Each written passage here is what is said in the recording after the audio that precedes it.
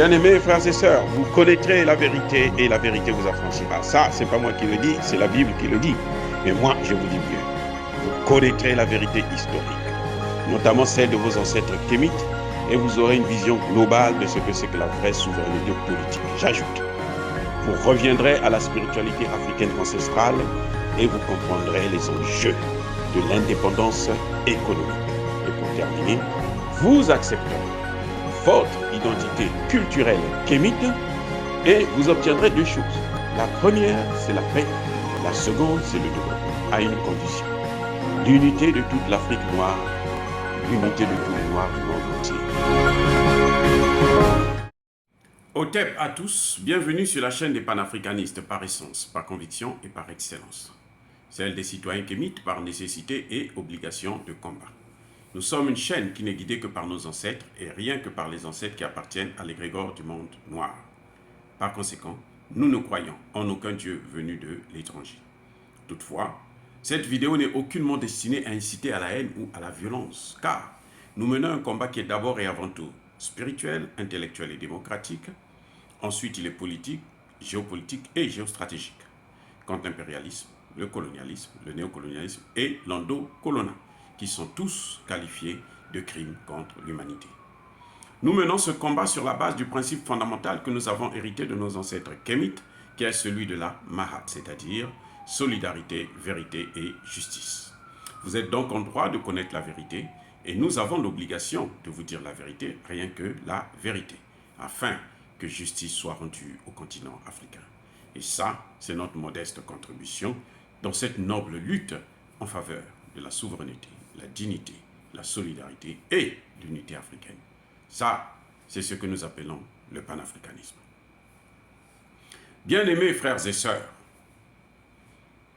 le Mali se fait maintenant respecter par les hautes autorités françaises à cause du principe de la réciprocité. Ce principe marche bien dans les relations internationales et la preuve, c'est que le discours du Premier ministre malien a eu écho dans les cervelles des leaders français. Vous savez, vous vous souvenez que le Premier ministre malien, le colonel Abdoulaye Maïga, avait qualifié les autorités françaises de junte française. Et moi, j'appelle ça la maudite junte française. Et ça marche. Il l'avait fait sur le principe de la réciprocité. Nous sommes une junte, mais vous aussi, vous êtes une junte. Parce que quand même, vous le savez très bien, que la France s'ingère dans les affaires intérieures des États africains. Vous savez très bien que la France a violé le territoire malien. La France a alimenté, a donné des informations et des armes aux terroristes pour déstabiliser le nord du Mali. Aujourd'hui, c'est prouvé, puisque c'est ce qu'ils savent faire le mieux. Ils l'ont fait en Syrie. Le président turc l'a dit. Et le procès contre leur compagnie Lafarge le prouve très bien. La France passe son temps à armer les terroristes pour déstabiliser les pays, certains pays, notamment en Afrique. Donc, quand le Premier ministre parle, la plainte que le ministre des Affaires étrangères avait posée au niveau du Conseil de sécurité, elle vaut le coup, même si les Français ne veulent pas qu'il y ait une réunion. Nous savons, c'est déjà approuvé par un tribunal américain et par le président turc Erdogan. Pourquoi je dis que ça marche?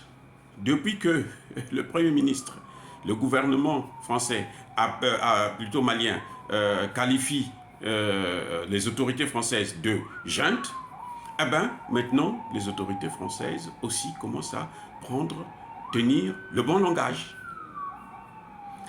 Regardez ce qui s'est passé, ça a été un peu inaperçu, mais quand on regarde très bien, après on se rend compte que, ah oui, il y a quelque chose qui est en train d'avancer. L'ambassadeur français au Conseil de sécurité, il y a un peu plus d'une semaine, lorsqu'il y a eu le débat sur la situation malienne, il n'a plus parlé de junte malienne. Il a parlé des autorités maliennes. Ah oui, les gars, c'est ça. Il a parlé des autorités maliennes. Maintenant, il parle de plus en plus de autorités maliennes. Il parle plus de junte malienne. On parle des autorités de la transition, les autorités du Mali. Il y en a qui parlent même carrément de président malien quand il parle d'Assimi Goïta. Il ne parle plus du chef de la junte. Ça, c'est le principe de réciprocité qui marche.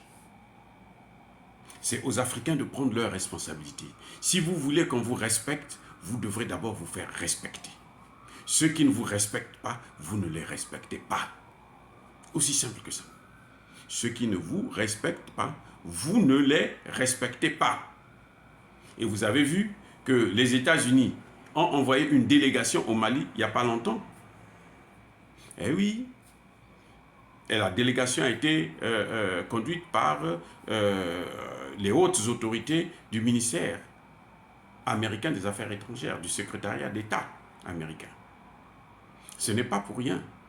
Et pourtant, le Mali était sous embargo, le Mali est sous sanction, le Mali est un pays à détruire. Mais là, ils viennent maintenant parler avec le Mali. Ce n'est pas Assimi Goïta qui est venu aux États-Unis. Ce sont eux qui vont au Mali pour rencontrer les autorités maliennes. Donc, tout ce qu'ils ont fait avant, ce n'était que du chantage. C'est pour ça que le Burkina Faso doit prendre de la graine, prendre ses responsabilités, pour décider de se faire respecter, en chassant les Français de leur territoire et en faisant venir les Américains. Parce que le fait de garder les Français là, c'est une lourde facture pour le Burkina Faso qui est déjà appauvri. Si le président Traoré veut régler les problèmes de développement, les problèmes économiques aussi, les problèmes sociaux du Burkina Faso, il ne pourra pas parce qu'il a une lourde charge. Entretenir ces militaires français qui sont là-bas.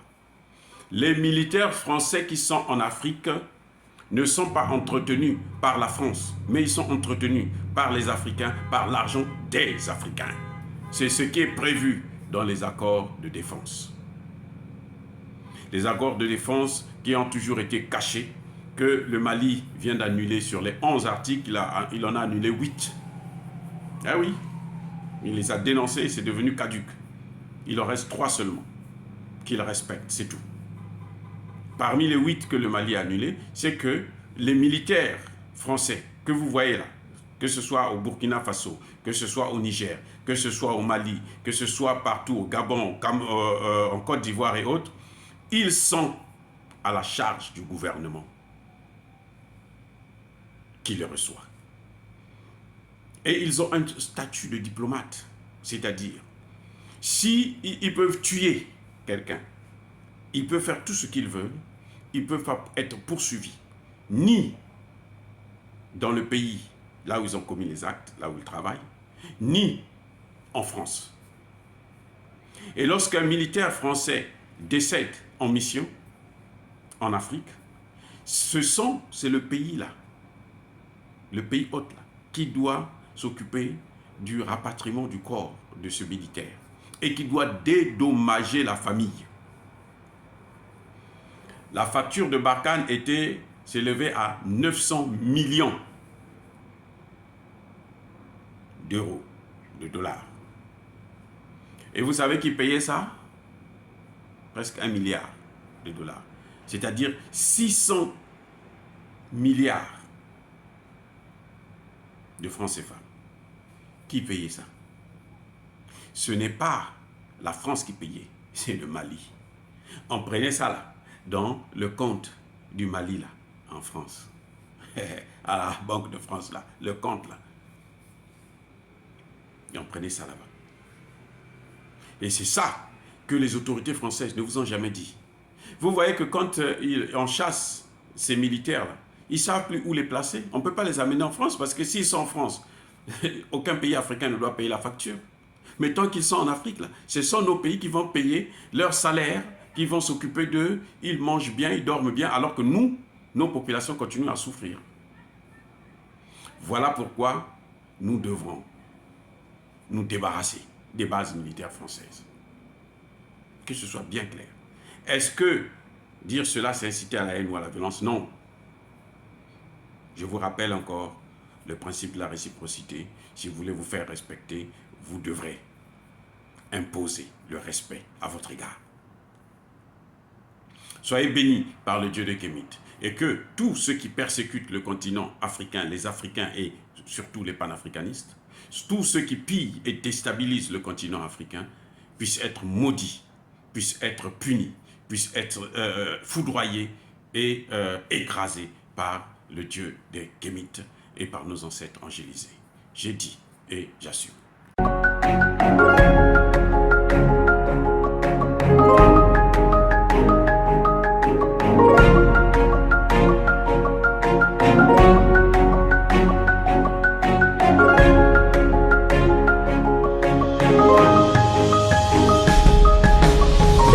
Eux, ils marchent par la foi et non par la vue. Mais moi, je vous conseille vivement de marcher par la connaissance scientifique et historique, notamment celle de nos ancêtres kémites, par les 5 sens et par l'intelligence. Abou Abia.